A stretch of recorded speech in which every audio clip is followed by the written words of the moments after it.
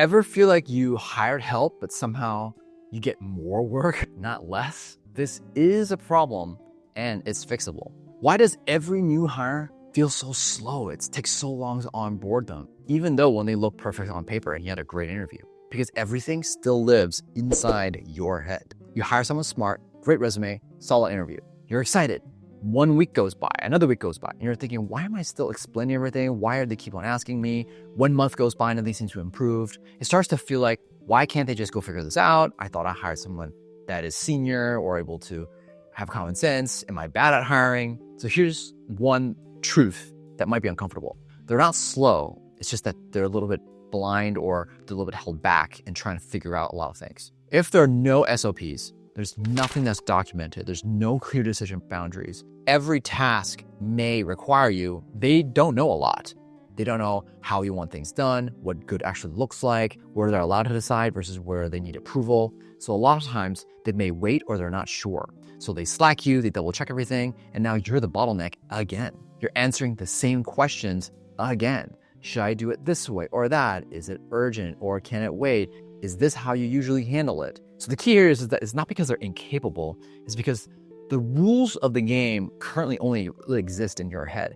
And without clear SOPs, it doesn't really happen as smoothly as you would like. Every task feels new, every output feels inconsistent, every hire needs live training forever.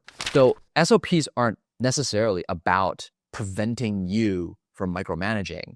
They're more about making the expectations more visible. And without them, people guess. And guessing slows everything down. Without decision boundaries, this happens. People avoid making calls on their own. Everything will try to escalate to you, or they're a senior but acts as like a junior. Because no one wants to be the person as in who did it wrong. So instead of moving fast, some might decide to play safe. And safe looks like they're just waiting for the founder. And without documented context, you get repeated mistakes, relitigated decisions, endless explanations, things that maybe you originally were trying to avoid. You know why something is done in a certain way, but they don't. So one thing that I've developed, which I think is really helpful, is I created a founder user manual. And in that user manual, you list out all the things and how you make decisions, what priorities you have, and what trade-offs you like to make. And in this user manual, it's a whole bunch of questions that you just answer and you write as detailed and as honest as you can. Once they know all of those things, every time they ask you, you don't have to lose always another hour explaining everything. So this is why founders feel like I hired help, but my workload didn't go down. Because instead of doing the work, you're explaining the thinking behind the work. But the challenge is that sometimes they don't know what the history is behind that. So here's some data that makes things a little bit more worse. 41% of employers admit that a lack of structured onboarding is actively harming their company's health. Not slowing growth, harming it. And of course, founders feel the pain first. Why? Because onboarding an early stage company usually looks like this. Hey, just shout at me for a bit. I'll explain as we go. Ask me if you're unsure about anything. So that's not really onboarding. That's just also creating dependency of that person on you. It sort of works with like 3 people. It doesn't really work that well once you get to 10 or 15. And at 30, it just doesn't work at all. Without that structure, new hires don't really build momentum. They build a lot of hesitation. And they can't really move fast because these SOPs don't exist, these decision rights aren't really defined, and context just isn't really written really anywhere. There's a lack of context. So you really have to start building all this onboarding content so they can really get a handle around your organization.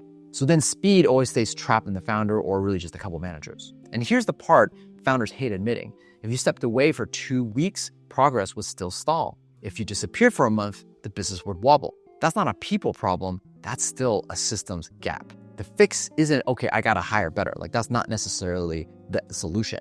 It's extracting in what's in your head and making it more usable. So building clear SOPs that don't need re-explaining, having clear decision boundaries so people can move. So for example, I would say, if it's something that's small risk, don't ask for permission, just ask for forgiveness. That's what I always say, just to make them like learn.